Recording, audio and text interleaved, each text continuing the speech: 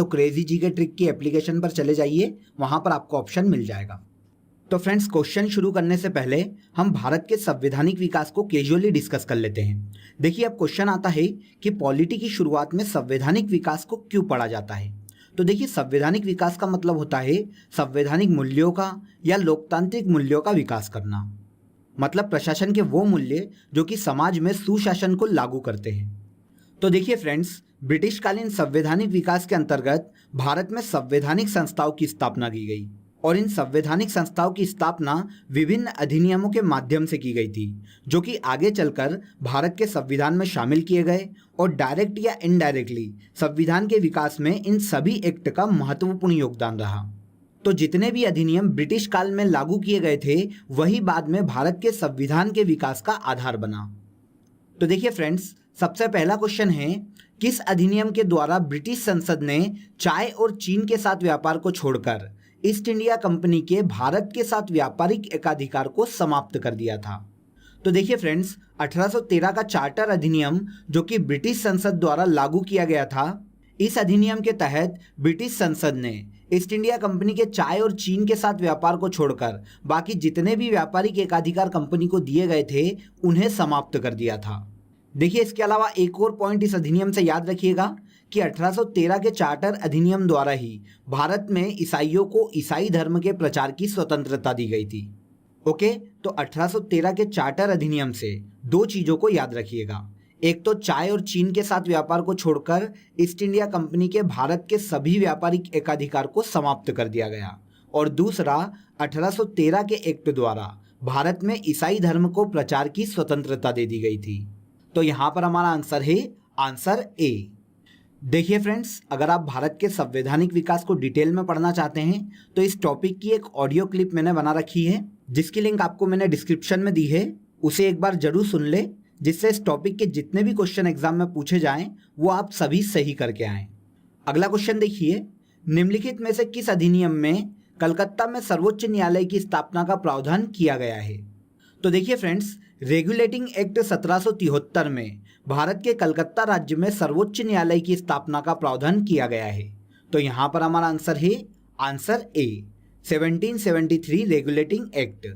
देखिए फ्रेंड्स, 1773 के regulating act द्वारा ही बंगाल का जो गवर्नर था उसे बंगाल का गवर्नर जनरल बना दिया गया, और बंगाल का पहला गवर्नर जनरल बना था वॉरेन हेस्टिंग। तो इसे भी याद रखिएगा। किस एक्ट द्वारा बंगाल के गवर्नर को बंगाल का गवर्नर जनरल बना दिया गया? तो 1773 के रेगुलेटिंग एक्ट के द्वारा, और इसी एक्ट के द्वारा कलकत्ता में सर्वोच्च न्यायालय की स्थापना की गई। अगला क्वेश्चन देखिए, केंद्र में कौन सा एक्ट द्विसदनी विधायिका लेकर आया? तो देखिए फ्रेंड्स, 1919 का जो एक्ट था, उस एक्ट द्वारा केंद्र में द्विसदनी विधायिका को लागू किया गया। देखिए, वर्तमान में जैसे राज्यसभा और लोकसभा होते हैं, उसी प्रकार 1919 के एक्ट द्वारा केंद्र में राज्य परिषद ऊपरी सदन के रूप में और केंद्रीय विधानसभा निचले सदन के रूप में शुरू की गई। तो इस प्रकार 1919 के एक्ट द्वारा केंद्र में द्विसदनी विधायिका को लागू किया गया था। तो यहाँ पर हमारा आंसर है आंसर सी। चलते हैं अगले क्वेश्चन पर। भारतीय विधान पालिका प्रथम बार द्विसदनी कब बनाई गई? तो अभी हमने इस पर डिस्कस किया था। 1919 के भारत सरकार अधिनियम द्वारा भारतीय विधान पालिका को द्विसदनी बनाया गया था। तो यहां पर भी हमारा आंसर है आंसर सी। नेक्स्ट क्वेश्चन है, निम्नलिखित अधिनियम में से किस अधिनियम के फलस्वरूप बर्मा भारत से अलग हुआ? देखिए, बर्मा वर्तमान में म्यांमार है। ओके, तो देखिए, म्यांमार को भारत से अलग किया गया था 1935 के एक्ट द्वारा। देखिए, 1935 का जो भारत शासन अधिनियम है, यही बाद में भारत के संविधान के निर्माण का मुख्य आधार बना था। तो देखिए, इस एक्ट के जो महत्वपूर्ण प्रावधान किए गए थे, हम उन पर डिस्कस कर लेते हैं, क्योंकि इस एक्ट से क्वेश्चन बहुत ज़्यादा पूछे जाते हैं। तो देखिए, 1935 के एक्ट द्वारा केंद्र व राज्य के बीच शक्तियों का बंटवारा कर दिया गया था। इस अधिनियम की 7वीं अनुसूची में संघ सूची, राज्य सूची और समवर्ती सूची का उल्लेख किया गया था, जिसे बाद में भारत के संविधान की 7वीं अनुसूची में शामिल किया गया है। देखिए, इसके अलावा राज्य में द्वैत शासन को समाप्त करके केंद्र में द्वैत शासन को लागू किया गया था 1935 के एक्ट द्वारा।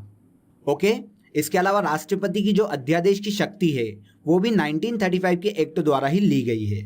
और अखिल भारतीय महासंघ स्थापित करने का प्रावधान भी 1935 के एक्ट में किया गया था। तो इन सभी महत्वपूर्ण पॉइंट को याद रखिएगा ताकि यहाँ से आपके जो भी क्वेश्चन आए वो आप सही कर लो। ओके, तो किस अधिनियम द्वारा बर्मा को भारत से अलग किया गया? तो 1935 के भारत शासन अधिनियम द्वारा। तो यहाँ पर हमारा आंसर है आंसर सी। अगला क्वेश्चन देखिए, एक संघीय व्यवस्था और केंद्र में द्वैध शासन भारत में लागू किया गया था किस एक्ट द्वारा? तो जस्ट मैंने आपको इसके बारे में बताया है। केंद्र में द्वैध शासन और एक संघीय व्यवस्था 1935 के अधिनियम द्वारा लागू की गई थी। तो यहाँ पर हमारा आंसर है आंसर सी। निम्नलिखित में से किस अधिनियम द्वारा संवैधानिक निरंकुशता का सिद्धांत प्रवृत्त किया गया है? तो देखिए, संवैधानिक निरंकुशता का सिद्धांत 1935 के भारत सरकार अधिनियम में लागू किया गया था। तो यहाँ पर हमारा आंसर हो जाएगा आंसर डी। राष्ट्रपति की अध्यादेश निर्गत करने की शक्ति कहाँ से प्रेरित है? तो देखिए, राष्ट्रपति की अध्यादेश जारी करने की शक्ति ली गई है 1935 के भारत सरकार अधिनियम से। अभी हमने इस पर डिस्कस किया था। तो यहाँ पर हमारा आंसर है आंसर बी। देखिए, भारत के संविधान में अध्यादेश को आर्टिकल 123 में शामिल किया गया है। ओके, और अध्यादेश को लिया गया है भारत सरकार अधिनियम 1935 से। अगला क्वेश्चन देखिए, 1935 का गवर्नमेंट ऑफ इंडिया एक्ट क्यों महत्वपूर्ण है? तो देखिए दोस्तों, भारत के संविधान में बहुत सारे प्रावधान ऐसे हैं जो कि 1935 के गवर्नमेंट ऑफ इंडिया एक्ट से लिए गए हैं, जैसे संघात्मक सरकार की स्थापना, केंद्र में द्वैध शासन को लागू करना, द्विसदनी केंद्रीय विधानमंडल का गठन किया जाना या शक्तियों का विभाजन किया जाना। ये सभी जो प्रावधान हैं वो 1935 के गवर्नमेंट ऑफ इंडिया एक्ट से लिए गए हैं। तो यह जो एक्ट है ये भारतीय संविधान का प्रमुख स्रोत माना जाता है। तो यहाँ हमारा आंसर हो जाएगा आंसर ए। किस अधिनियम ने भारतवासियों को अपने देश के प्रशासन में कुछ हिस्सा लेना संभव बनाया?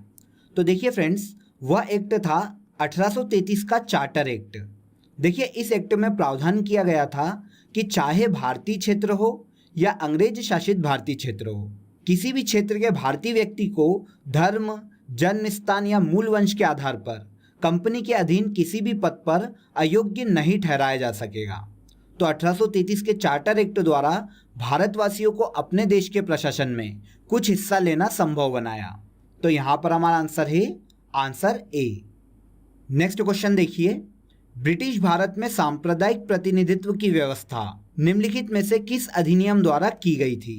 तो देखिए, 1909 के मार्ले मिंटो सुधार द्वारा भारत में सांप्रदायिक प्रतिनिधित्व की व्यवस्था की गई थी। देखिए, इस एक्ट के अंतर्गत मुस्लिमों के लिए पृथक निर्वाचक मंडल का प्रावधान किया गया था। तो यहाँ पर हमारा आंसर है आंसर बी, मार्ले मिंटो सुधार, जो कि 1909 में लागू किया गया था। इस एक्ट द्वारा भारत में सांप्रदायिक प्रतिनिधित्व की व्यवस्था को लागू कर दिया गया था। निम्नलिखित में से किस अधिनियम के अंतर्गत भारतीय विधान परिषद को बजट पर बहस करने की शक्ति प्राप्त हुई? तो देखिए फ्रेंड्स, 1892 के भारत परिषद अधिनियम के द्वारा भारतीय विधान परिषद को बजट पर बहस करने की अनुमति दे दी गई। तो यहाँ पर हमारा आंसर है आंसर बी।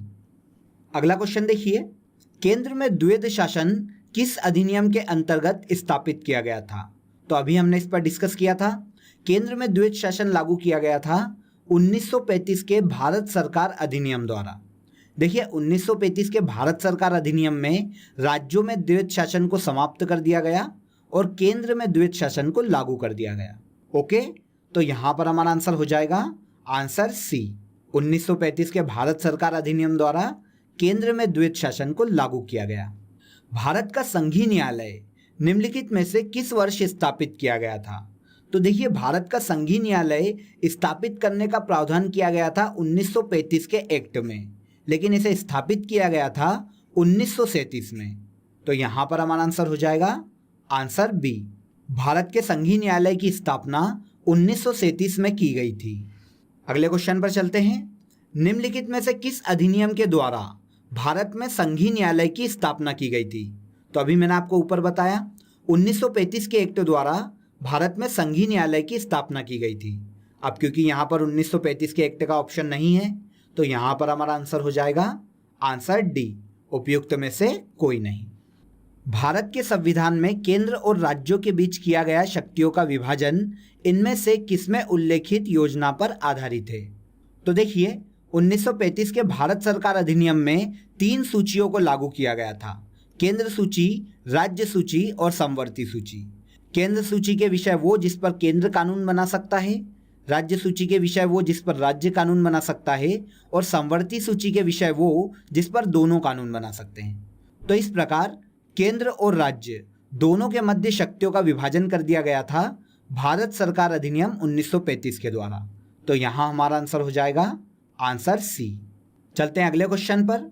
निम्नलिखित में से एक भारत सरकार अधिनियम 1935 की मुख्य विशेषताओं में से नहीं थी। तो आइए देख लेते हैं कि 1935 के एक्ट की कौन सी विशेषता नहीं थी।